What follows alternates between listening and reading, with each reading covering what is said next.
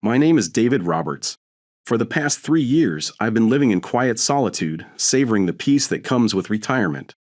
At 60 years old, my life has slowed down significantly from the hustle of the courtroom, the constant deadlines, and the pressure of big cases.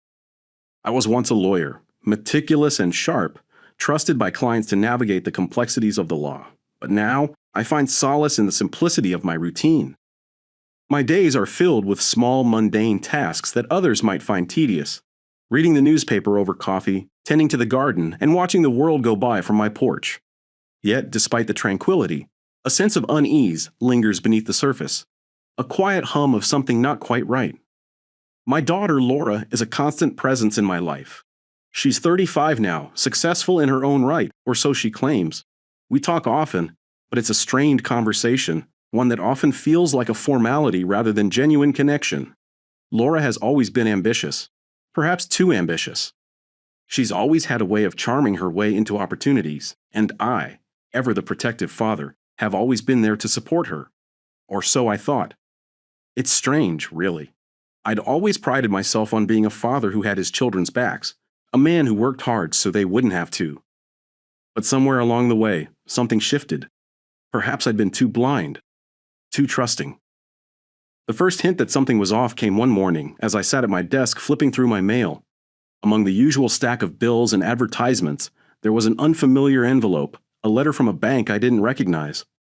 Curiosity piqued, I opened it and read the contents. A loan application, approved under my name.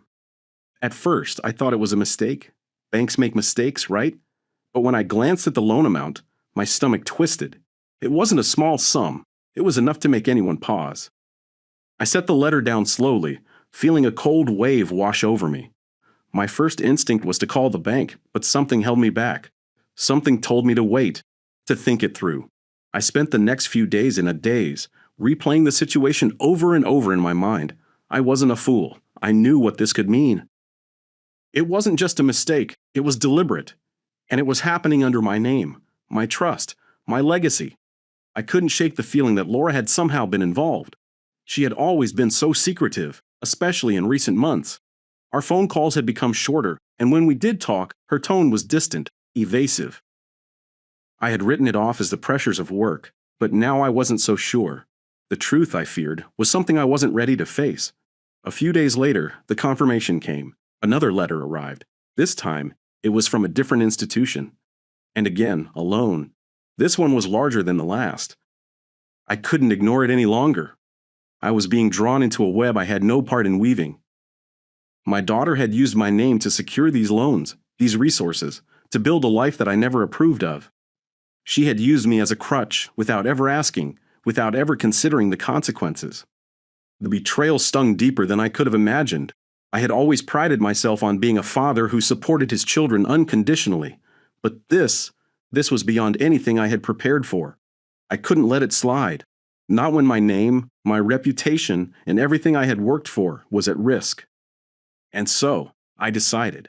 I would confront her. I would expose the lie, confront the deceit, and demand accountability. It wasn't just about the money. It was about principle. It was about trust. It was about me taking back control of my life.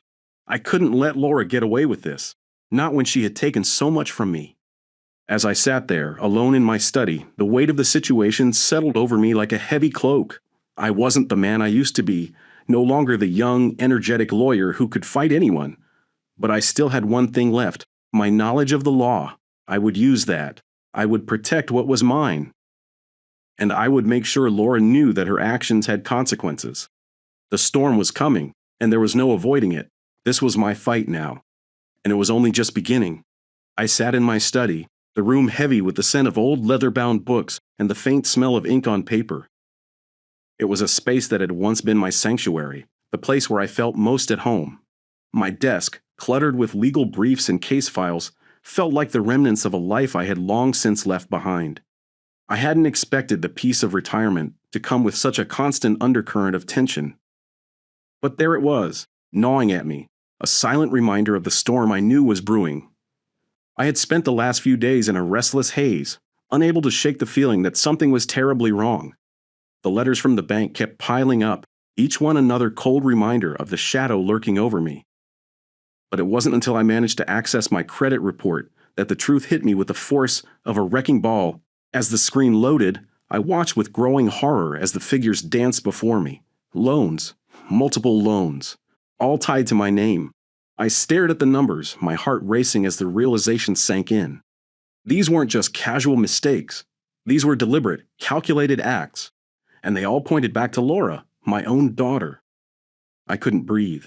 The air in the room felt thick, suffocating. My fingers trembled as I scrolled down the page, each new loan, each new figure adding weight to the burden on my chest. My daughter had done this. She had used my name, my reputation, as a means to an end. And what's worse, she had done it without a single word of warning, without my consent. I felt a burning anger building in my chest, but it was quickly overshadowed by a more painful emotion: betrayal. How could she do this? How could she betray me in such a cold, calculated way? I had always given her everything I could.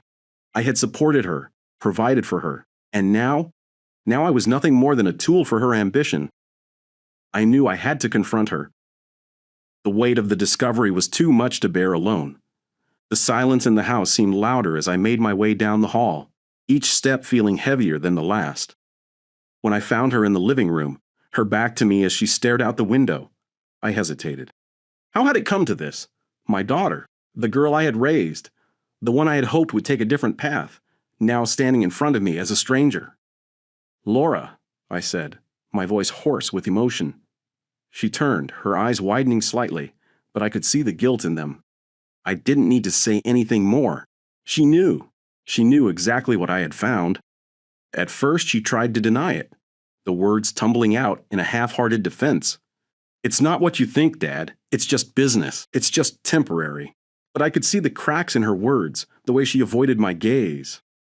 She was lying. And the longer she spoke, the more I could hear it in her voice. And then, in a moment that seemed to stretch on forever, she finally admitted it. "I used your name, okay?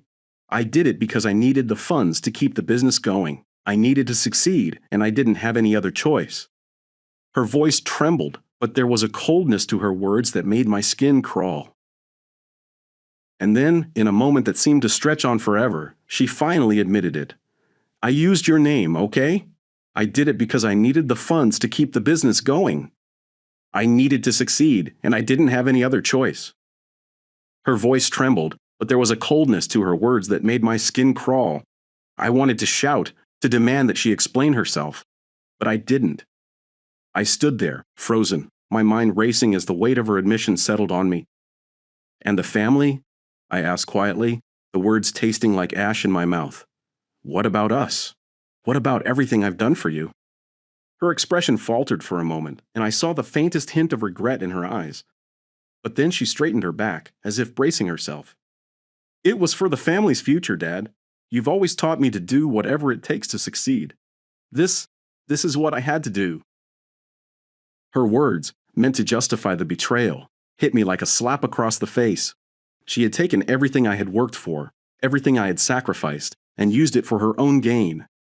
I had taught her to be strong, to fight for what she believed in, but I never imagined it would come at such a high cost. The tears, the frustration, the disappointment, it all bubbled up inside me, but there was nothing I could say that would make her understand. I took a step back, my chest tight, my head spinning. "You've ruined everything," I whispered, the words leaving my mouth before I could stop them. And in that moment, I realized that nothing would ever be the same again. The betrayal wasn't just about the money, the loans, or the business. It was about trust. It was about the bond I thought we had, a bond that had been shattered in an instant. As I stood there, looking at my daughter, I knew I had to make a choice. I couldn't let her get away with this. I couldn't allow this betrayal to go unchallenged. And so, I made my decision. I would fight, not just for my name, not just for the money, but for the principle of it all. I would make Laura understand that actions have consequences, no matter how deep the love runs. The storm I had been dreading had finally arrived, and I would be ready. The familiar smell of old paper and leather hit me the moment I stepped into my old office. It had been months, maybe even years, since I last sat here. The walls were lined with shelves full of case files, legal volumes, and memories that seemed to have gathered dust along with the time that had passed. This place had once been my battleground, my arena. Now, it felt like a relic, a ghost of the life I used to live. But as I settled into the worn leather chair behind the desk, I realized that the fight I was about to face was no different than the countless battles I had fought before. Only this time, the enemy was my own flesh and blood. I turned on the desk lamp, the soft light casting shadows across the room, and opened the first file on my desk. It was a bank statement, one of many I had been collecting over the last few days. I had already seen enough to know the depth of Laura's deception, but now it was time to do what I had done countless times in the courtroom: gather the evidence, build the case, and expose the truth. I wasn't going to let this slide. I couldn't. The act of organizing the documents, making notes, and planning my next steps felt strangely familiar. The same sense of control I once had in the courtroom returned to me, and for a moment, it was like I was back in my prime. But this wasn't a case against some faceless corporation or an untrustworthy client. This was my daughter, and no matter how much I tried to push that thought away, it lingered, gnawing at me. I picked up the phone and started making calls to the financial institutions that had approved the loans under my name. Each conversation left a bitter taste in my mouth. I was meticulous, asking for copies of the loan applications, the approval documents, and any correspondence tied to these transactions. As I collected the pieces of this puzzle, I felt a strange sense of satisfaction in the methodical nature of it all. But then I would catch myself. What was I doing? Was this really the right path? I stopped and stared at the pile of documents on my desk. Laura's name was all over them, her signature, her business, her lies. But beneath the anger, beneath the hurt, was a deeper, more complicated emotion: love. She was my daughter. I had raised her. I had sacrificed so much for her to succeed. And yet, here she was, using me as a stepping stone to climb higher, without a second thought to the damage she was causing. I leaned back in my chair, running a hand through my thinning hair. What had happened to the little girl who once looked at me with admiration, who had trusted me to guide her through life? She was still in there somewhere, wasn't she? This wasn't the daughter I had raised, the one who had learned right from wrong, who had been taught the value of integrity. Or was it? Was this who she had always been, hidden behind a mask of respect and love, only to reveal her true self when the stakes were high? I couldn't help but wonder if I was being too harsh. Maybe I could let it go. Maybe I could forgive her, help her clean up the mess she had made. She was my daughter, after all. But the more I thought about it, the more I realized I couldn't. Not this time. Not when the trust I had built with her over the years had been shattered. She had crossed a line, and there was no going back. But how could I reconcile my desire for justice with the love I still felt for her? Was I being fair to her? Was I being fair to myself? My mind kept returning to the question, spinning in circles, like a clock with no hands. Every time I thought I had made up my mind, another wave of doubt would hit me. What kind of father was I if I couldn't forgive my own daughter? Was I becoming the very thing I had once despised? The unforgiving, cold man who would do anything to win, no matter the cost? The question lingered in the air like smoke, thick and choking. I had always prided myself on being a man of principle, but what was the cost of that principle when it came to family? I pushed the doubts aside and focused on the task at hand. I was a lawyer. This was a case. I would do what I had always done. I would fight. I would use my knowledge of the law to protect what was mine, to expose the fraud, and to ensure that Laura faced the consequences of her actions. I would do it for my own peace of mind, for my own sense of justice. As the phone rang once more, I straightened my back and reached for the next file. There was no turning back now. The path ahead was clear, and the decision had been made. Laura had to face the consequences of her actions. And if she wouldn't take responsibility, I would make sure the world knew the truth. As the phone rang once more, I straightened my back and reached for the next file. There was no turning back now. The path ahead was clear, and the decision had been made. Laura had to face the consequences of her actions. And if she wouldn't take responsibility, I would make sure the world knew the truth. The dinner table, once the heart of our family gatherings, now felt like a battlefield. The clinking of utensils on plates, the soft hum of the refrigerator in the background, it all seemed distant, muffled by the tension hanging in the air. Laura sat across from me, her eyes darting from her plate to mine, a silent challenge in her gaze. The familiar warmth of family dinners was gone, replaced by an oppressive silence that thickened with every passing second. I could feel my heart pounding in my chest, a dull thrum of nerves and frustration. I had spent days, even weeks, grappling with what I knew I had to do. But now, as I sat across from her, the words I had rehearsed felt heavier than ever. "Laura," I began, my voice steady but tinged with an edge I couldn't hide. She looked up at me, but there was no warmth in her expression. She was defensive, guarded, as if she already knew what was coming. "We need to talk about what's been going on, about the loans." Her face paled slightly, but she quickly masked it with a forced smile. "Dad, I don't know what you're talking about. It's nothing, just a misunderstanding." I leaned forward, my hands gripping the edge of the table. I had spent enough time pretending I didn't know the truth. It was time to face it head on. "Don't lie to me, Laura. I've seen everything. The loans, the documents, all of it. You've been using my name to build your business, to take money under false pretenses. I trusted you, and you've betrayed that trust." Her eyes widened for a moment, and then she sat back, crossing her arms defensively. "You don't understand," she said, her voice rising slightly. "I needed to do this. My business wasn't going to survive without the funding. You've always been so cautious, so unwilling to help me when I needed it. What else was I supposed to do?" I felt my stomach twist. The justification in her words cut deeper than any knife. She wasn't even sorry. She wasn't even acknowledging the magnitude of what she had done. "Laura," I said, my voice low but firm, "you could have asked me. You could have trusted me, but instead, you chose to deceive me, to use my name as a way to get what you wanted. This isn't about business, it's about trust." "I was trying to protect us," she shot back quickly, her frustration bubbling over. "You don't get it. You never did. You've always been too controlling. You never wanted to help me get ahead. I had no choice but to take matters into my own hands." Her words hit like a slap. My hands clenched into fists beneath the table, the sting of her accusations burning through me. "Too controlling?" I repeated, my voice rising with the surge of anger I had been trying to keep in check. "I was protecting you, Laura.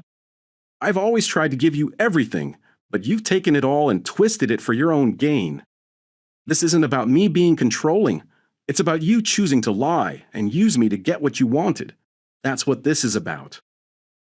"I was desperate," she yelled, her voice breaking slightly as tears welled in her eyes. "I had nothing, Dad. Nothing. You don't know what it's like to struggle, to watch everything fall apart. You've always had your career, your money, your life. I was trying to build something, but you never believed in me." I shook my head, the weight of her words sinking into me like cold stones. I had always tried to help her, tried to be the father she needed. But now, all of that seemed to fade in the wake of the betrayal she had orchestrated.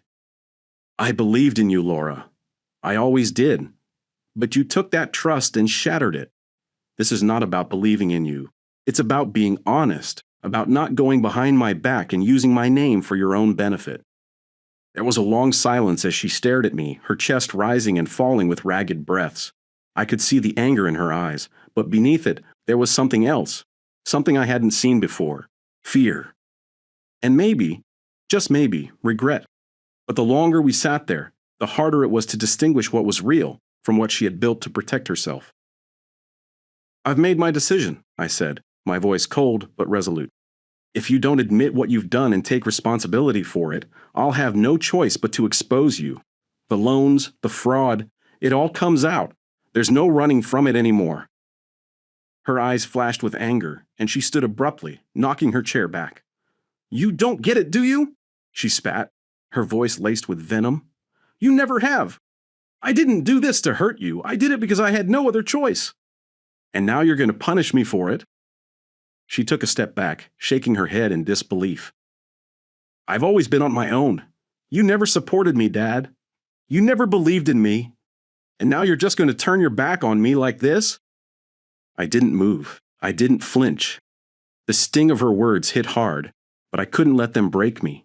Not now. "I'm not turning my back on you, Laura," I said quietly, my voice thick with the weight of everything unsaid. "But I can't let you destroy everything we've built. You've gone too far." For a moment, she just stood there, trembling with anger and hurt. But then, as quickly as it had flared up, her defiance faltered and her shoulders slumped. She turned away, her voice barely a whisper as she muttered, "You'll never understand." And with that, she walked out of the room, leaving me alone at the table. Alone with my thoughts, with the decision I had made, and with the broken pieces of a relationship that I wasn't sure could ever be repaired. The courtroom was cold, its sterile walls echoing the heavy silence that had settled over the proceedings. I sat in the front row, my hands folded neatly in my lap, my gaze fixed on the lawyer who stood beside me, a quiet yet determined figure in the midst of the chaos unfolding before us. The sound of the judge's gavel ringing through the air felt like the death knell for everything I had once believed in. The legal battle had begun in earnest, and there was no turning back now. Laura was sitting across from me, her lawyer beside her, eyes locked ahead. I could see the tightness in her posture, the way her fingers clutched the edge of the table as if it were the only thing keeping her grounded. She looked nothing like the confident, driven woman I had raised. Now she appeared small, almost fragile, trapped in the consequences of her own choices. For a moment I felt a flicker of sympathy for her. After all, she was still my daughter. But then the cold truth hit me again. She had done this to herself, and I couldn't save her. The evidence was laid out in front of us. The forged signatures, the loan applications, the bank statements that tied my name to her deceit. It was undeniable. Laura had used me, manipulated my trust, and built a financial empire on lies. And now, she was forced to face the consequences. I had made sure of that. The lawyer's voice cut through my thoughts as he addressed the court, laying out the facts step by step. I didn't need to hear it. I already knew. But there was a grim satisfaction in knowing that I was doing the right thing, even if it hurt, even if it meant the end of the relationship I had once cherished. The tension in the room was palpable, and I could feel it tightening around me, squeezing the air from my lungs. My eyes drifted to Laura, and for a brief moment our gazes met. Her eyes were hard, filled with a mixture of defiance and something else, something deeper, more vulnerable. She knew she had been caught, but there was no apology, no regret. Only anger. Anger at me. Anger at the world that had placed her in this position. She had become a stranger to me, someone I no longer recognized. After what felt like an eternity, the judge called for a recess. I stood slowly, my legs stiff from the weight of the decision I had made. I needed a moment to gather myself, to process the fallout of the past few weeks. But as I stepped outside the courtroom, the reality of it all settled in like a stone in my chest. This wasn't just a legal battle. This was a battle for my family. And I knew it was a fight I couldn't win, not without losing everything. The phone rang as I entered my home, a sharp, intrusive sound that felt too loud in the quiet. I hesitated before answering, knowing it would be her, Laura, my daughter. "Dad, I don't know what you think you're doing," she said, her voice trembling with frustration. "This isn't just about the money. This is about you not trusting me, not believing in me." I could hear the tears in her voice, but they didn't move me, not anymore. "I trusted you, Laura," I replied, my voice cold. "But you betrayed that trust. You took everything I had, and you used it for your own gain. This isn't about belief. It's about accountability." There was a long pause on the other end of the line. I could hear her breathing heavily, as if she were trying to hold back the flood of emotions that had clearly overwhelmed her, but I couldn't bring myself to soften my stance. Not this time. "You don't get it," she said, her voice barely above a whisper. "You've never supported me. You've always been too controlling, too focused on your own life. You never saw me for who I am, only for what I could do for you." Her words stung, but I didn't let them show. "You're wrong, Laura. I've always done everything I could to support you. But I can't stand by and watch you destroy everything because of your own selfishness. This is the consequence of your actions." I ended the call before she could respond, feeling the weight of her words lingering in the air. The fallout had begun. But it wasn't just the legal battle that was tearing us apart. It was the emotional divide between us that had been growing for years, slowly but surely, until it had consumed everything in its path. As I sat down at the kitchen table, my mind raced with the decisions I had made. The family I had known, the relationship I had cherished with my daughter, was slipping away from me. But there was nothing I could do to stop it now. Laura had made her choice, and I had made mine. The phone rang again, but this time I didn't answer. I couldn't. I wasn't ready to hear her plea for forgiveness, not when I knew deep down that it was too late. The damage had been done. The rift between us was too deep, and there was no way to bridge it without both of us sacrificing something. And so, I waited for the final blow, for the resolution of the case that would mark the end of this chapter of our lives. I knew it would change everything. And when it was over, I wasn't sure if there would be anything left between us. The storm had come, and now we would both have to face the consequences of our choices. The quiet hum of the retirement home felt like a distant murmur against the noise in my mind. Days had blurred together since the court proceedings had ended. The judgment had been made, the verdict delivered, and Laura had been forced to face the consequences of her actions. The money, the loans, everything had come crashing down around her. But, for the first time in years, I felt a strange sense of calm settle over me. The weight that had hung over my shoulders for so long was finally gone, replaced by a quiet resolution. I sat by the window in my small apartment, the soft sunlight filtering through the blinds, casting long shadows on the floor. My gaze was fixed on the distant horizon, but my mind kept drifting back to that final confrontation in the courtroom. The sound of the gavel, the look in Laura's eyes, the way she had stood there, her face pale with the knowledge that everything she had built, every lie, every deception, had come undone. It had been the right decision, the hard decision, but the right one. Laura had lost much in the process. Her business was crippled, her reputation tarnished, and the future she had so carefully crafted for herself had crumbled. Yet, despite the damage, I saw something in her that I hadn't seen in a long time. Regret. Not the kind of regret that comes from being caught, but the kind that comes from realizing the weight of your choices. In the weeks following the trial, Laura had reached out to me several times. Her calls, once filled with excuses and anger, now carried a tone of humility. She apologized, truly apologized, for everything she had done. But it was too little, too late. I had set the boundaries. I had made it clear that trust, once broken, was hard to rebuild. She would have to rebuild her life, and I would have to rebuild mine. But somewhere deep inside, I couldn't help but feel a glimmer of hope. Laura had a chance to start over, to do things the right way. But it was no longer my responsibility to carry her. That was her burden now. The doorbell rang, pulling me from my thoughts. It was the first time in days I had felt the urge to answer it. When I opened the door, I found Laura standing there, her hands clasped nervously in front of her. She looked older somehow, worn down by the months of turmoil, but there was something different in her eyes, something that hadn't been there before. "Dad," she began, her voice trembling, "I know I've hurt you. And I know I can never make up for what I did, but I'm asking for your forgiveness. Not because I expect you to give it to me, but because I need to start being honest with myself. And with you." I didn't know what to say at first. There was so much left unsaid between us, so many things we had both ignored in favor of pride and anger. But as I stood there, looking at my daughter, something shifted in me. I realized in that moment that forgiveness didn't always mean reconciliation. Sometimes it was about letting go, about freeing yourself from the burden of resentment. "I don't know if I can forgive you, Laura," I said quietly. "Not yet. But I can't hold on to the anger anymore. You have to take responsibility for your actions, and I can't do that for you. I won't." She nodded, her eyes glistening with unshed tears. "I understand. I just wanted you to know. I'm trying. I'm going to make things right, starting with myself." I watched her stand there, a woman broken and rebuilt by her own mistakes. It wasn't easy for her, and it wasn't easy for me. But we were both taking steps towards something different, something better. Maybe not together, but at least with a clearer understanding of who we were and where we stood in each other's lives. As she turned to leave, I called out to her, "Laura, you're not alone in this. You never were, but you have to do it on your own now. You have to prove it to yourself."